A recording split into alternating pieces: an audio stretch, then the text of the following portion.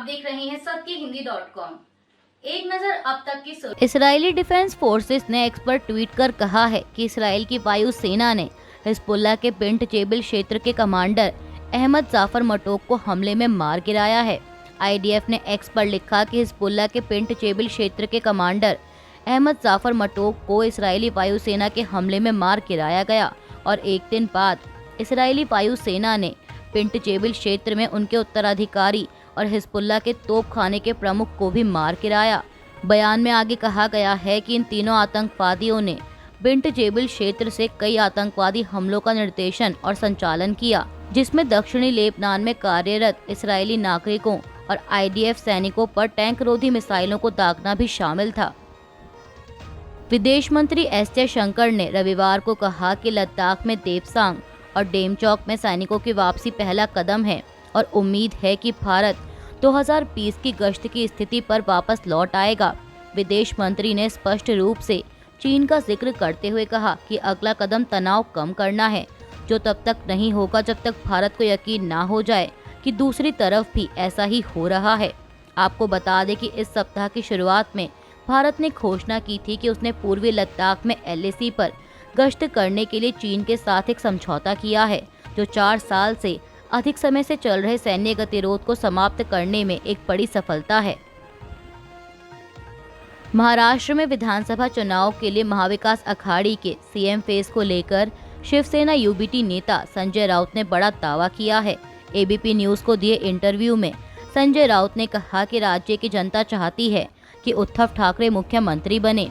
दरअसल जब उनसे MVU में सीटों के गणित को लेकर सवाल किया गया तो इस पर उन्होंने कहा कि महाराष्ट्र में यह गणित नहीं चलेगा, हमने सीटों का गणित ही बंद कर दिया है।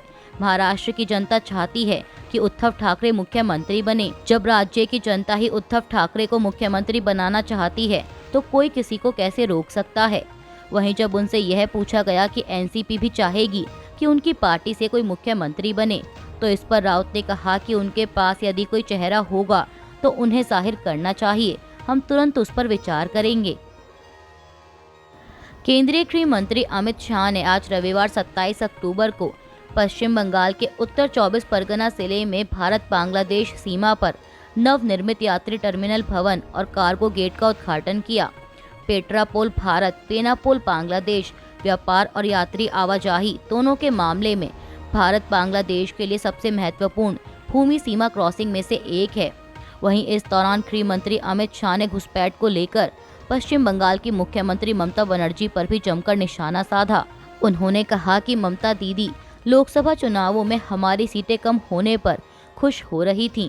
मत भूलिए, हम एक ऐसी पार्टी हैं जिसकी 2 सीटें थी, लेकिन उसका लक्ष्य अनुच्छेद 370 को हटाना था। अमित शाह ने कहा कि बंगाल में राज्य प्रायोजित घुसपैठ है और इसे रोकने का एकमात्र तरीका 2026 में बीजेपी को चुनना है। केंद्रीय मंत्री ने कहा कि रविंद्र संगीत की जगह आज बंगाल में बमों की आवाजें सुनाई दे रही हैं।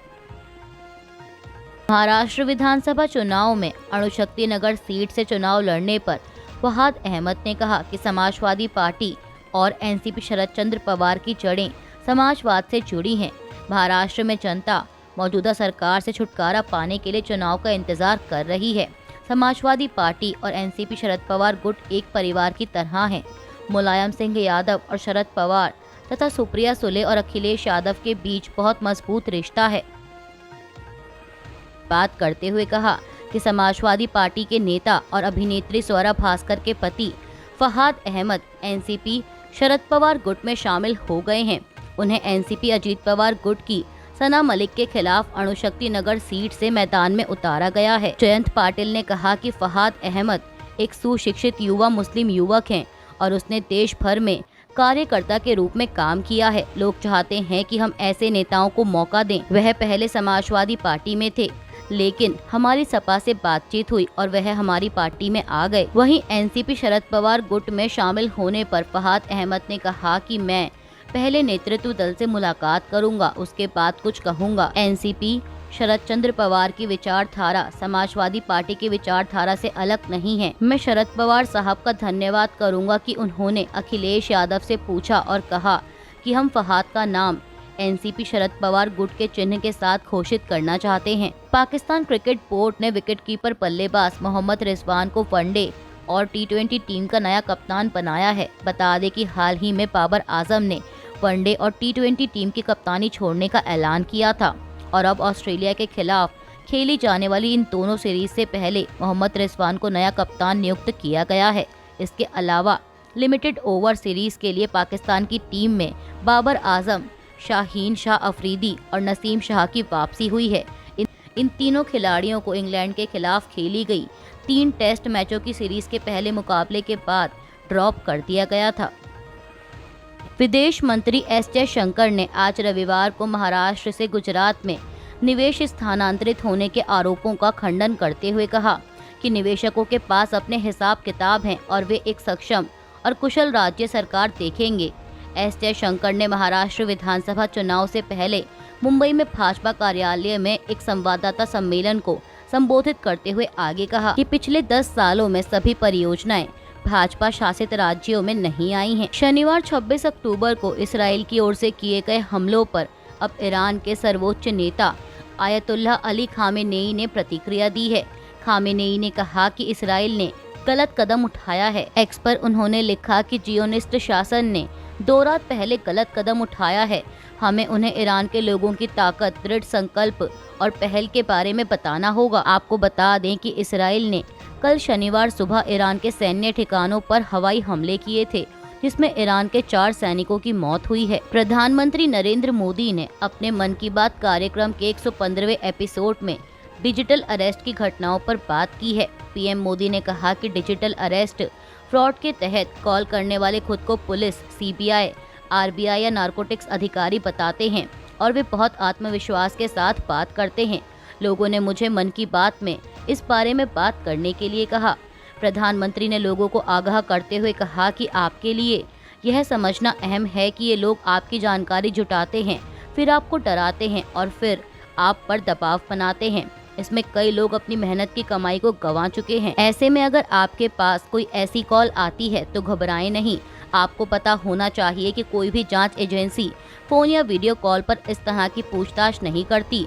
कोई भी सरकारी एजेंसी फोन पर ऐसी धमकियां नहीं देती हैं और ना ही पैसे मांगती हैं। प्रधानमंत्री ने बताया कि डिजिटल गिरफ्तारी के नाम पर चल रही धोखाधड़ी से निपटने के लिए विभिन्न जांच एजेंसियां राज्य सरकारों के साथ मिलकर काम कर रही हैं। पूर्व सांसद और आरजेडी के बाहुबली नेता दिवंगत शहाबुद्दीन के बेटे ओसामा शहाब ने आरजेडी ज्वाइन कर ली है। आरजेडी प्रमुख लालू प्रसाद यादव और तेजस्वी यादव ने उन्हें और उनकी मां हिना शहाब को आरजेडी की सदस्यता दिलाई।